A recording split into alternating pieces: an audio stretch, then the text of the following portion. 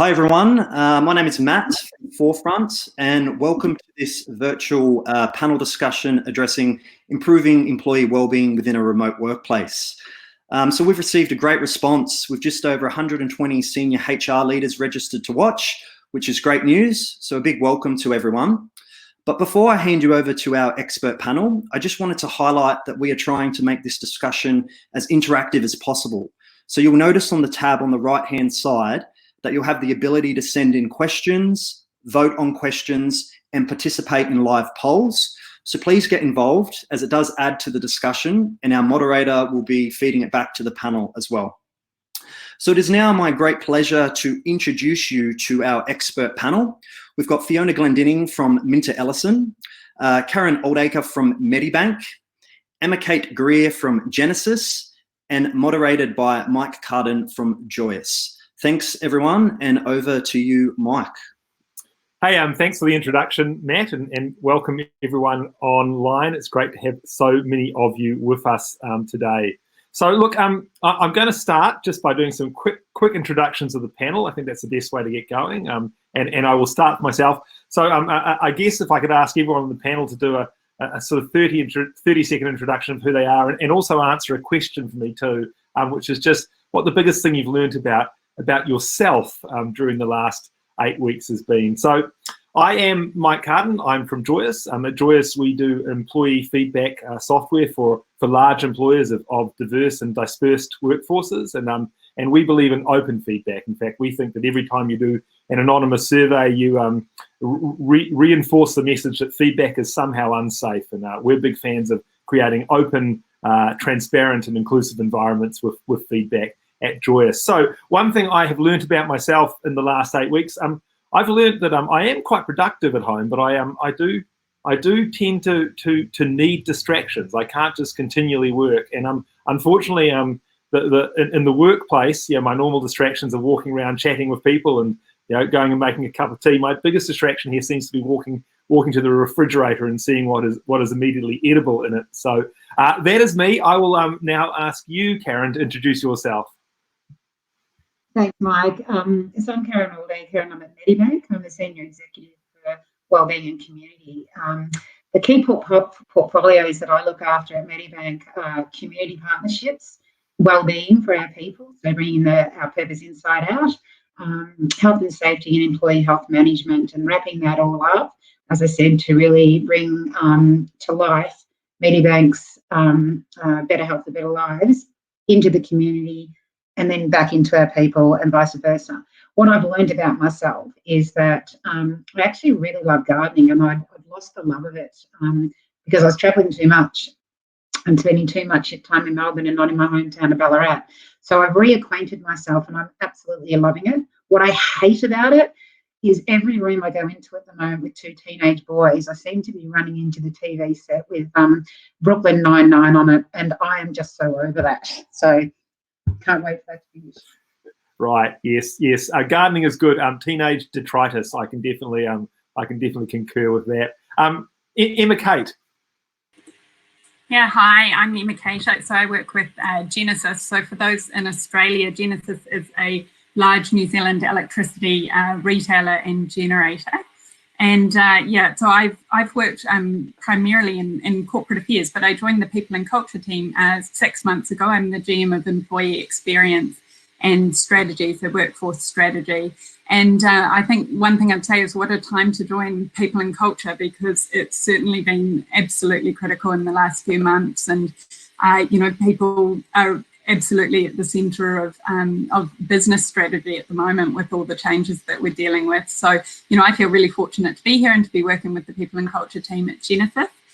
Personally, what I've learned about myself is probably I've learned more how to be in the moment. I think the simplification that we've all experienced, particularly through that lockdown phase, has given us opportunity to sort of be really in the moment, and we're just not being pulled in so many directions. So I've really loved that simplification, and I think probably I am going to task myself with how I can take that going forward as life gets busier and busier, which it inevitably will be over the next few months, assuming things go well health-wise.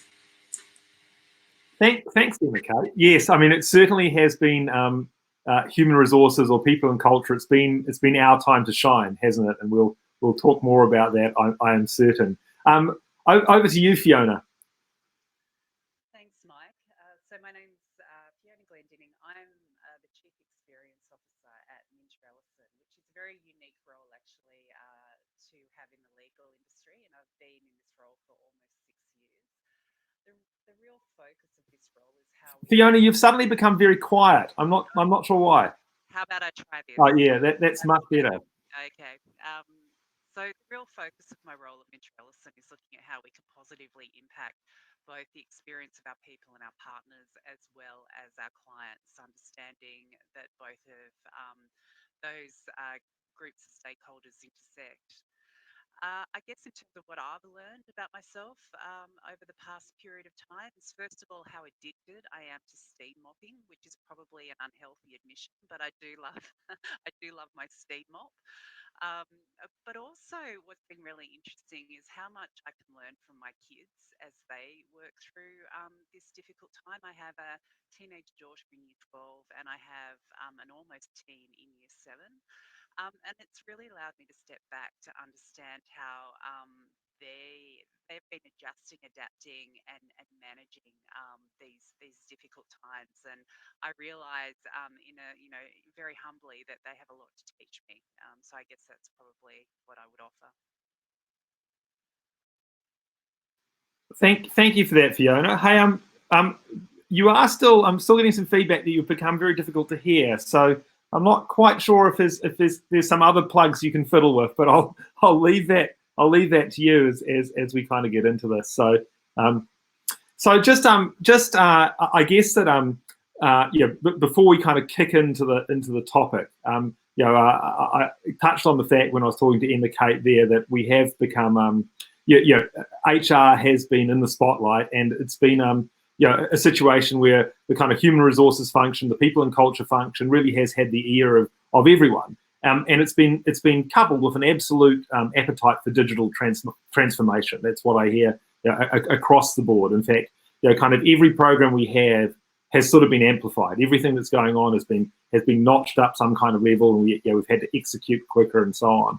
So today we're going to talk quite specifically about well-being in a more remote workforce, and I think that one of the challenges that we all have is that we've become a little bit disconnected in terms of what other people are doing. And so it's good to have forums like this where we can kind of hear about what other people are doing. And I'm sure between Emma Kate, Fiona, and Karen, we'll share a lot of anecdotes of actually programs which we've been doing and things which we've been seeing and feeling out there in the marketplace. And we're going to make it interactive. So there is the ability to ask questions there. So please do ask questions. At the same time, we have polls as well, and so we're going to throw a few polls in there to kind of stimulate some feedback. And we've got one there at the moment. If you want to click on the polls tab, you'll see it's just looking at the last weeks in lockdown. It's just a very personal question to get things going. Say if you've been more productive, less productive, or about the same. And we'll look at those poll results shortly. But we're going to kind of start into the conversation now. So I thought it would be nice just to first up look at how people are coping. People are coping in the teams, and what's happening to workplace well-being. Particularly as we're sort of moving from the crisis to the new normal. I think that's the way we're all thinking about it now. So maybe I'll throw that open to you first, Karen. How are people coping? What's happening in workplace well-being in your world? Yeah, I think how are people coping? It's a broad statement when you think about a whole workforce, and I think it's quite individual and situational. So if you're anything like me, one day I'm going really well, and the next day I'm thinking, oh, when am I going to get out of this? So, and I think it also depends on, from what we know from our own people. We've done 2 pulse surveys as we were transitioning out, and then as we're starting to think about what next. We know that it does depend on their carer responsibilities, the age of the children, whether they're living from home, whether they're living in a 1-bedroom apartment, a studio, shared housing, what their personal relationships are like. So there's quite a lot of variance in that question there. I think in the main, people have adapted from our business perspective really well in terms of providing that safety, a hierarchy of needs almost around making sure people were safe as we got them out, making sure that they're feeling connected and communicated to on a regular basis, and secure. So in that respect, I think people have been really quite happy about how quickly we were able to get back to work, albeit a little bit up in the air. So it's kind of it's an interesting space that we're still sort of constantly questioning and checking the sentiment of our employees around, because it's not just a one size fits all as we continue in this new world, whatever that may be. Yeah, not one size fits all, I think, is possibly going to be a theme that we see here. So Emma Kate, yeah, thank you for that, by the way, Karen. Emma Kate, what are you seeing at Genesis? I know you've got much more of a sort of mixture of kind of work from home and essential workers, you know, than some of the rest of us. Yeah, we do. So at Genesis, obviously, we've got people on site in power stations. We've got LPG delivery drivers who are out on the street. So in many respects, it's sort of BAU, but they did have a sort of particular busy period, particularly at the start of lockdown. So, you know, and I think one of the things, it's sort of one of those questions in terms of how people are doing and how their well-being is. It's, you know, ask 100 times and you get 100 different answers. And we've certainly found that. So absolutely, Karen's point before, that it's very, very unique and very personal. So I think the challenge for us as an organisation has been to really understand the personal situations that people are facing. And you know, it's just that classic know your people thing. So, you know, for the people leaders to really understand what is getting in the way, what impediments or barriers people do have to working or to you know, feeling good and feeling engaged and productive. You know, that's just been absolutely critical through this period. Yeah, thanks for that. Fiona, do we have you back now? Like, yes, I think. Oh, look at that! It's awesome. Yeah, here I am. Sorry about that. And I've got the microphone to my mouth now, so hopefully you can hear me better.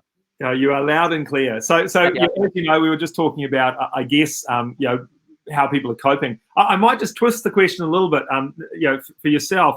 I think when we think of workplace well-being, we generally think about, or we might think about kind of, you know, the kind of, I guess, thinking about it as a kind of mental illness or mental wellness issue. Whereas in fact, you know, workplace well-being, I always think of it as a bit of a spectrum, right? Where you have people kind of languishing on one side and you have people flourishing on the other. And of course, we've done lots to build programs for people at the far left of that spectrum. But what about just kind of, you know, moving everyone a little bit to the right, you know, helping everyone a little bit with their well-being? Yeah, like it's a really interesting point, Mike. Over the past couple of years at Minters, we've done a lot of work on strengths and helping people understand their strengths, and looking at ways to use that as an approach to resilience, also to understand the value that they're bringing to the table. And I think that foundational work has really held us in good stead as we've moved into this period of time. I'm a big fan of strengths, and I don't think we have enough discussions around, you know, what value we contribute to our teams and to our clients. So that is work that we've done to move us to the other side of that spectrum, if you like. Yeah. And it's really provided a foundation for us to work through some of these difficult times. So I might just drill into that a little bit. Yeah. So we had a question from Gemma on the questions just about, you know, how yeah, I guess redesigning the workplace for well-being, and yeah, and she was asking about you know, examples in culture and practice and so on. And I know that, you know, that you folk have done a lot of work on kind of purpose. So if we just start in that space, you know, about like how you use purpose in times like this to, you know, to help you with your well-being program. Look, it's almost been a Harvard case study. So we literally launched our purpose late last year in November. We'd done a whole lot of work around our purpose, which is creating lasting impacts for our clients, our people, and our communities. And we launched it in November last year. What COVID-19 has provided to us is this, and I'll take a Pollyanna view here, but it provided an incredible opportunity to demonstrate to our people, our clients, and our communities that our purpose is more than just words on a page. If anything, it's supported us accelerate the impact that our purpose can have with our environment. And what I can see now as a result is it's helping us really move towards understanding the needs of our different stakeholders in a more holistic manner. And I think we've already talked this morning how important it is to understand the different needs of our people and of our clients and our communities. This has really guided us in that direction in a more holistic way than had we not had our purpose in place. And I also see the firm's leadership actively linking decisions they're making at this time back to our purpose, in a way to demonstrate to our community of lawyers who at times can be a little bit analytical and discerning and even cynical, to demonstrate to them that this is really something that guides the direction in which we move. And I think it's had a big impact on the feeling within the firm at the moment. If I could add on to that, I think from a Medibank perspective, it's been really interesting because we had already started a journey around flexible working through our Flex Better program. So that's about following your work, dressing how you want to dress, come to work as who you are, our parental leave changes. So there was a cultural program that we had in place for quite a few years. And on top of that, we had, we have and we still have employees who are working from home, our nurse on call. So there's over 700 of our employees who permanently work from home. And it's ironic that we've been thinking about how do we continue to engage our remote workforce? And then all of a sudden in March, we were all in that situation. So for us, it was really about how do we all, it's that old adage, you can't understand until you walk in somebody's shoes. And what's been amazing is to actually start to see the changes in attitude for working at home and how we're being more innovative than we've ever been and being bold around the decisions we're making. So Gemma's question around changing the workplace is something that we had already started, but we were still trying to fathom out how we would actually continue to engage. And throwing everyone in there has made that a little bit easier, to be honest. So I agree, Fiona, in some ways, the timing has been perfect for many organisations who are already in that space or on that cusp. Maybe not so easy for those who are not all ready to work from home or have that leadership ability around flexible work, because at the core of it is how our leaders lead. And that is more relevant and more important than ever before in this new environment. When you talk about leaders leading there, Karen, is that like senior leadership, or is that kind of, is it more important you get the senior leadership right, or is it more important you get kind of line management right? Both. So I think it's absolutely both. Line management is obviously a critical connection because, again, more than ever, communication is key in any crisis, in any situation, particularly one where we're all sitting in our own homes apart. So the way individuals lead also represent the expectations of senior leaders and how senior leaders are showing up in their day-to-day. And, I was reflecting before this around, as we were coming into all of our teams working from home, albeit we still have some that are on the ground. Retail will be starting back soon, and then we've got our employees who go into customer homes to deliver healthcare. So they've always still continued to be on the front line. So what's been fascinating is seeing some of the, the thinking and cultural changes or authenticity of our leaders, which we always knew was important, but now we can see that it's important, and we can understand it more and see the differences of those leaders who are not as open, authentic, and leading with empathy and care. It's absolutely becomes really evident now. So what I've loved is seeing that transition of some of our most senior leaders really struggling with, do we really have to stay at home all this time, to this is fantastic, I'm actually spending more time with my family, and we're getting to know their family, we're getting to see their dog, we're getting to all the things that are just humanistic that we're missing, I think.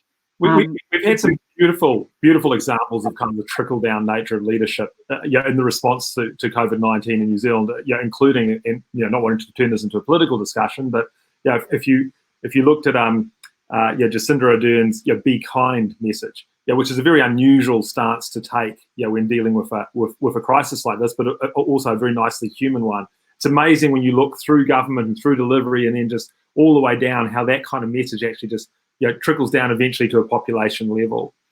Emma Kate, maybe I'll throw that question towards you as well, just about particularly the spin on how you deal with a mixture of people who work from home and people who are not work from home, and how you kind of how we mesh that together, because that seems like something we're going to have to do as far as the workplace looks in the future, right? Yeah, and I think that's it. So I think what we were dealing with during level 4 here in New Zealand, it was slightly different to Australia in that it was a more extreme sort of level 4 lockdown. And so what we were dealing with at that point was a workforce that were in different places, either working remotely. Every single one of our office staff went and worked from home, and then those on site in those critical roles.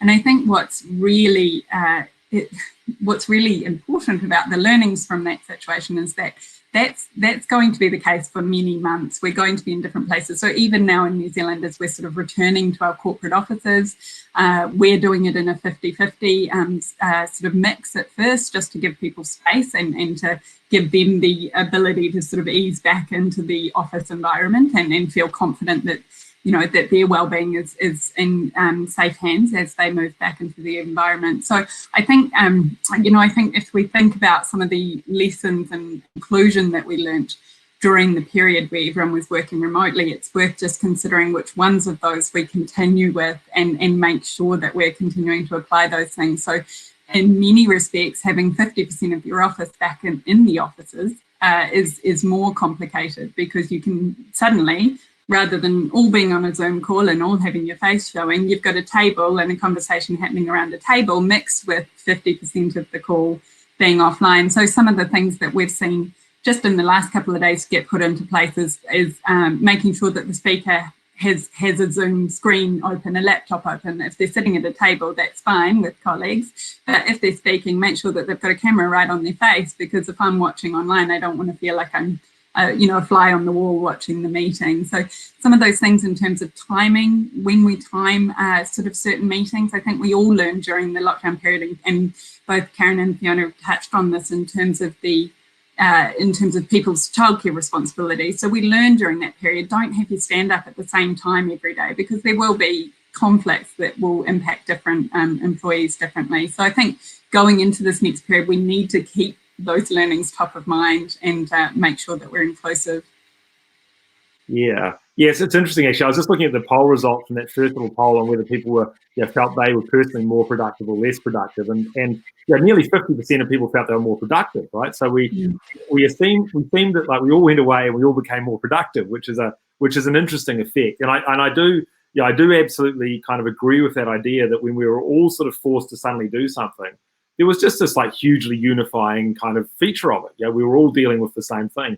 I noticed there's about, I think it was 10 or 12% of people were less productive, and I suspect that aligns with the ones that had toddlers at home, because I certainly look around some of my cohort and colleagues and so on. It was childcare that probably had one of the biggest impacts on productivity.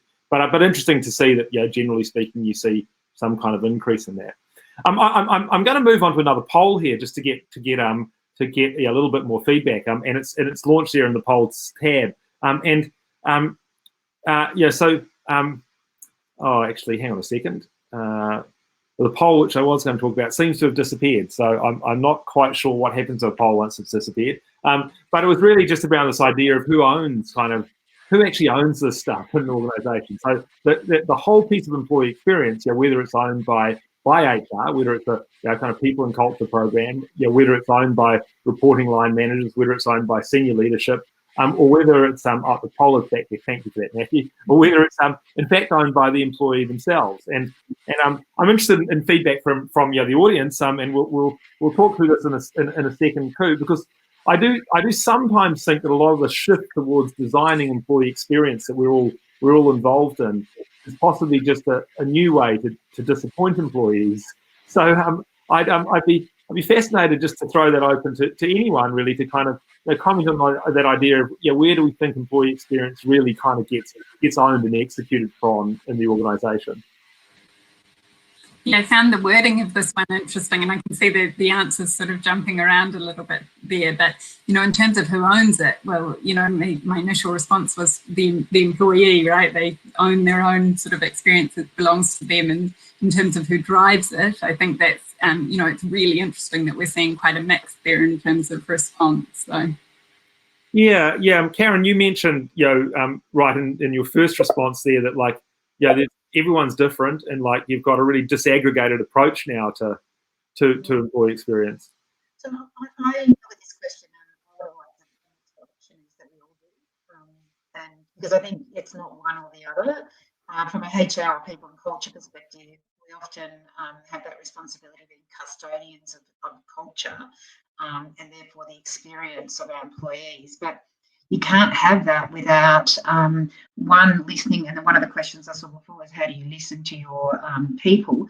So if you're not listening to your people, so you're not understanding what they even want, and then not creating the experience to give them the choices that they need, and then you haven't got the senior leaders actually leading it and believing in it, really it has to be all of that, and it has to be bottom up, top down. So often, and certainly within our organisation prior to COVID, and even more as we move back to whatever it will be, which is yet to be decided, and yet to be decided with our own people as much as the business owners, is around choice. It has to be choice wherever possible. Clearly there are some roles, and to Emma Kate's comment before about different workforces and those that can work from home versus those that can't. There still needs to be some aspect of choice in amongst that. And what we've learned is even our retail store people who were always frontline in the stores are really excelling in the new world of on the phone. So we might be able to give them a bit of flexibility and choice. So it will continue to change and evolve. But that question that was earlier up there from Ken is really important, because it is about employee listening. So it's how we listen from our pulse surveys. As I said before, we've done 2. We're currently doing call outs to all of our frontline. We normally do customer calls with all of our senior execs, calling out the customers to thank them. This round, we're actually calling all of our frontline employees and thanking them, and at the same time getting a sentiment check, a wellbeing check, and a reality check for a lot of us. So it has to be about listening. So that's really interesting. Fiona, what are you guys doing from an employee listening perspective? Yeah, so it's a good question, and we're taking very much a multi-dimensional approach to listening to our people. At the same time, also looking at adopting some of those practices in terms of how we're listening to our clients and to the community as well. So looking at how we share the learnings across those different stakeholder groups, and ensure that through that we are looking at some of the themes that are coming out. So I think we're doing what many organisations are. We're certainly doing online surveys to help understand where our people are at the moment. We're doing a lot of one-on-one discussions across our teams to check in with them as well. Our talent group have been very active in having those discussions across the organisation too. We're also using different mechanisms such as Yammer, our online tool, to connect with our people on a very regular basis. Our Chief Executive, Annette Kimmett, has been very active in listening to different cohort groups across the organisation as well, using some of these mechanisms and making sure that we're going out on a regular basis. You know, and at times you think, oh, are we doing too much? Are we doing too little? But going out on a regular basis and making sure that the channels of communication are very visible across the organisation. As we know, people are different; they have different comfort levels. So making sure people know what the channels are and which channel they can utilise if they feel like they have some insight to share or want to connect with people. So, and we're finding that that's important with our clients too. We're actively engaging with our clients, just picking up the phone and checking in with them. And I can't tell you how much clients have valued that proactive call, just to say, you know, we just need to check in to see if there's to see that things are travelling okay, and you know, is there any thought leadership, for example, that's going to be valuable for you at this time that we can develop? So, no, thank you for that. Yeah, I mean, there's an interesting thing in there, isn't there, about like there was lots of things you mentioned are things which, yeah, I mean, I think that they're not things which are necessarily specific to the to a pandemic, are they? They're just things that, like, you know, it's this amplification. So the simple things often just become so much more important. Emma Kate, I know a little bit about what you guys are doing, but why don't you fill us in on that? Yeah, so we changed our engagement tool actually in it must have been the first week of lockdown, and we had obviously already that was in play for many months before the lockdown. But what it did mean, and the reason that Mike jokes is because we have gone to the joyous engagement tool. What it meant is that we had the system set up ready for open sort of feedback from our from all of our people, and the way that the feedback is collated is that the line managers can immediately see it. So given what we were all going through as an organisation, we went out very quickly with 4 wellbeing questions.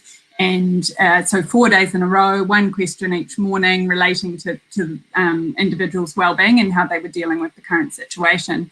And the benefit of doing it in an open feedback tool was that that information then goes immediately to the line manager. So the second the response is there, it goes to the line manager. And obviously what people were dealing with was very personal, you know. So if we had have tried to have collated that up and had some sort of company-wide response, it just wouldn't have worked. I mean, as an example, one person was in terrible pain, and so one of the questions related to, you know, do you have the tools to do your job right now in the current situation? And someone said, oh look, I really need a chair, and I didn't grab a chair on the way out of the office. And you know, one of the line managers, you weren't allowed to sort of move around during that lockdown period, but happened to live sort of around the block and was able to get out and wheel a chair to that person and leave it. So contactless delivery, but leave it outside their house, and then they had a chair, you know. And so what you've done is you've got rid of an impediment to someone's productivity, and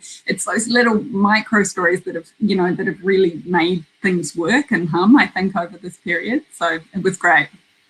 Yeah, it's an interesting thing, isn't it? We're so used to this idea in HR of kind of aggregating information. They're trying to understand, you know, overall what the question is that you get asked from an executive level is like, what's the score for well-being in the organisation, almost, rather than actually realising that it is completely disaggregated now, right? Particularly employee experience, and you are sitting there going, hey, you know, it's about reacting to individuals, and you know, that not one size fits all kind of idea, which has been mentioned right from the start of this, is kind of critical, right? And we actually see it in feedback a lot, that we used to spend so much of our energy trying to extract the big themes out of feedback, and we know that's still important, but there's also this thing where sometimes by extracting the big themes, you lose these kind of like little aha moments that employees or customers or otherwise would provide, things which can actually shift you. And of course, you don't want to lose that ability to take those kind of micro actions. So look, I think that one of the things which I'm interested in is you know, all of these things we're talking about, and particularly some of the stuff Fiona was talking about all of the actions that are happening. They are really about culture. right? They are actually about the culture of your organisation. So I kind of just wonder, can you actually change your culture during the pandemic? Are we able to change our company culture? Maybe Karen, do you have an answer to that? For us, it wasn't changing our culture; it was tweaking it up. And amplifying the really good things that we'd already started, like flexible working, or particularly our inclusion piece of work, that everyone come to work as who you are and be proud of who you are. And I think more than ever, employees, not just at Medibank, and when we're sitting in, you're in my study at the moment, and you start to get to know your people better for who they are and their families and their situations and their. So I think what we've learned is that it is about holding on to what's dear, or what was already dear, and then looking at all the great things that, as you just mentioned, around what has come out of COVID, including connection with community for as before I live in Ballarat, and I've never seen or met so many locals in the street, and just getting to know my own community. All those valuable things that become really important to the ongoing amplification of a culture that we're already on the road to. So I think it is absolutely what we're doing at the moment is to go, so where were we on our cultural roadmap? What are the amazing things that have come out of here, and what are the learnings that we know that we need to shift out of? So there's this massive opportunity that a pandemic has given us to really solidify our culture and amplify what we need to keep it going. So, yeah, I think you can change it. You can absolutely change it. Fiona, look, it looks like you're about to say something. I think you're. I am. I mean, just what Karen has mentioned there. Can I just underscore?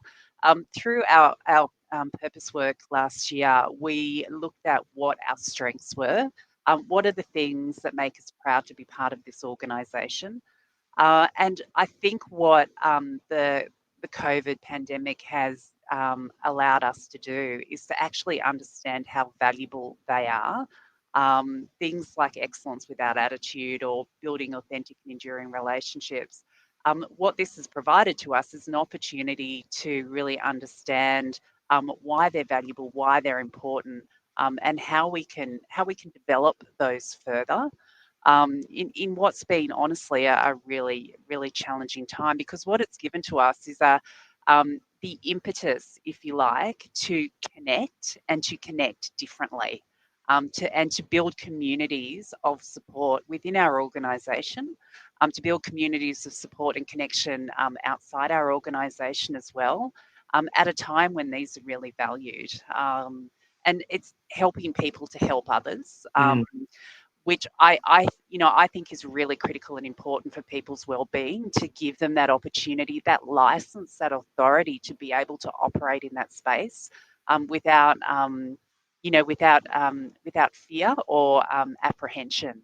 And for me, I just really resonate with what Karen says, is that it's helped us accelerate and develop these strengths and attributes. So we're kind of there in the past, but it's given us the opportunity to really work with those. It's interesting if we kind of look at the poll results, and I know that there's it would be nice to be able to answer that question about who owns employee experience with maybe more than one answer or rank them, but it is, if you look at it, employee experience seems to be generally something that HR and senior leadership need to champion, but it's really a manager employee thing. Right, that it's like a line manager employee. That's if you look at line manager employees, that's 2/3 of the votes there, right? So it's certainly not necessarily a top-down program, right? It's about providing choice and providing those things. And I'm fascinated. Like, I really think we're entering an era of sort of disaggregation in this, right? So Josh Burson, the Deloitte analyst on this topic, he recently said that employee experience surveys, and I'll read this, are getting old already. People want open conversation with their managers.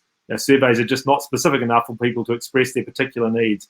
So companies are being asked to open the aperture and let employees just talk and share videos and share pictures or type. And I think that's the thing, right? We're moving into moving into a much more hyper-personalized kind of era, which means that we just have to take our roles seriously in empowering line managers to do a good job of that piece. We have one more poll which we'll just launch there, which is kind of on this topic of well-being, and then we'll kind of move on to the sort of the future of how this stuff looks as we kind of get into the last sort of 5 minutes of this. So we've mentioned there that we're trying to drive more open conversations with people, and that's kind of part of the kind of cultural zeitgeist in lots of organisations at the moment. Are your employees comfortable, sharing their well-being concerns? And how comfortable are they? So have a look at that poll, and while you're doing that, I'm going to ask you a question, Emma Kate. So if we look to the future and moving forward, what do you think that what do you think that workplace well-being programs look like? And is it even a program anymore? Have the employee expectations changed?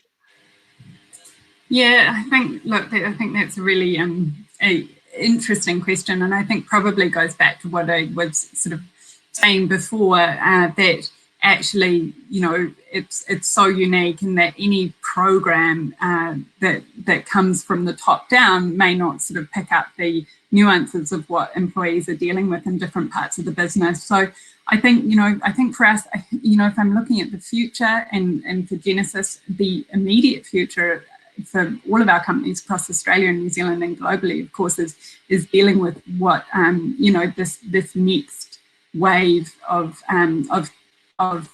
difficulty and challenge. I think in particular, we're about to sort of really start feeling the economic impacts, and employee well-being, it's going to be absolutely critical through that, because employee well-being during the good times is certainly one thing, but how do we support our people through what are going to continue to be very challenging times and quite different? We've talked about purpose, and within the actual crisis, the health crisis in Australia and New Zealand, there was real purpose in how we all pulled together and how our organisations responded to that. But going through this next phase, that's going to present very different challenges. So I think in terms of the future, there's sort of the short term and the longer term, but what will be absolutely critical in wellbeing programs is that they cater for the unique nature of an individual's wellbeing. I've got a very strong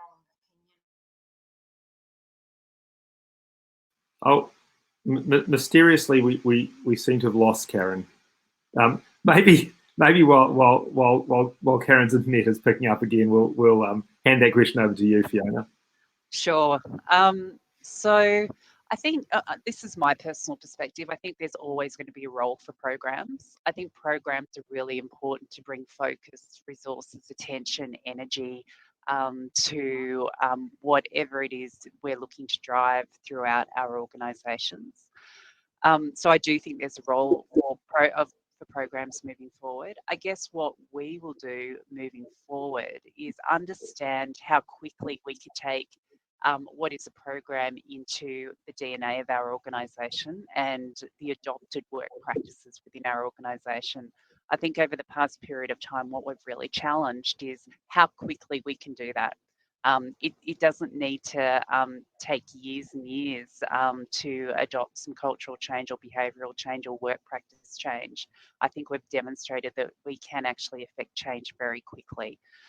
So I think, yes, from my perspective, there's a place for programs, but I think we take into that the understanding that that it can move into the DNA of our organisation and the way we are as an organisation much more quickly than perhaps what we've considered can be done in the past. Yeah, that velocity thing is fascinating, isn't it? I mean, I certainly think that's been consistent. Is what we've done is we've kind of raised the bar of how quickly we can execute. And we certainly see amongst our client base at Joyous, we've seen organisations who would typically go, okay, we've maybe an organisation of 5,000 or 6,000 staff who are going to roll out things in phases and so on, going, let's do it next week. And actually, maybe having some rough edges because of that, but actually still getting a result quickly and learning quickly. And there was a very nice comment there from Gemma about that she thought that organisations are changing their culture, whether they label it whether deliberately or not, because we've sort of been forced into this environment where we actually have become more fast-moving cultures, and we want to kind of hold on to that. And I do certainly see that that element of being open and being and moving faster and executing quicker has kind of become established, right? Do you see that? I absolutely see that, and I am excited personally about the great benefit that offers our countries, our organisations, our industries. I think we have a real opportunity now to harness that that knowledge and that understanding to continue to deliver contribution back into those wider forums. So I think there's a great opportunity for Australia and New Zealand moving out of this. Yeah, I'm certainly a believer that culture is sometimes it's written down, right? You've got these explicit statements, of what your culture is, but a lot of the rituals and ways that people behave in organisations kind of build themselves up, from the ground up.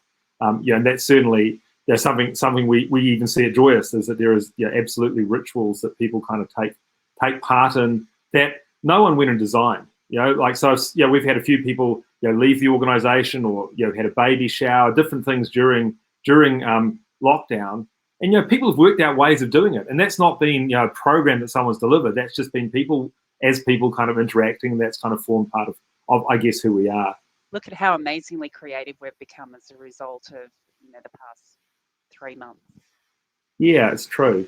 So I guess that the last poll we had there was on how comfortable people feel talking about their wellbeing concerns, and it was overwhelming that people felt that they were comfortable talking about wellbeing with select close contacts, and I think that is kind of part of something that as we kind of wrap this up, because I see we're sort of running out of time. We have seen is that there is this sort of human nature to things, which has really been we've had an opportunity to enhance it. We've had the opportunity, as Karen mentioned, to see the CEO's dog online. We've had that kind of humanizing element of it, and we've had this thing where we've all been, we've all been in it together, right? Which has kind of connected us. So it'd be nice to see that going through, going on. I also, another couple of comments as we kind of wrap this up is that I heard very loud and clear that we're not in a one-size-fits-all world, right? And I think that the one thing we've learned that we should all apply across this is that we have to take a kind of disaggregated approach. We still need to build programs. We still need to work out things which are good for supporting lots of employees and so on. But giving employees lots of choice is one of the things which will most impact well-being at the moment. And then the final piece is that everything is being amplified. There is there's nowhere to hide from the economic crisis. There's nowhere to hide from the healthcare crisis, and so we've all been forced to notch up, and that notching up is actually I guess hopefully raise the bar in all our organisations. So on that, I'm going to thank everyone. Thank you very much, everyone on the panel. Sorry we lost you for your last closing comments there, Karen. I know, I was about to go launching straight into my philosophy on wellbeing and a book. Yes, well, the challenge of a virtual world, huh? We'll just have to blame everyone for getting onto Netflix at the same time, I think. But certainly thank you, Karen. Thank you, Emma Caden. Thank you, Fiona, for joining us. Thank you, Matt, for hosting us. But most importantly, thank you, everyone who tuned in and have been listening over the last 45 minutes. I said right at the start, one of the things which I think we've got very good at is we've got closer within our organisations. We may be finding it more difficult to connect outside our organisations. So let's keep stuff like this going. And everyone have a great rest of your day. Thank you very much. Thanks, mate.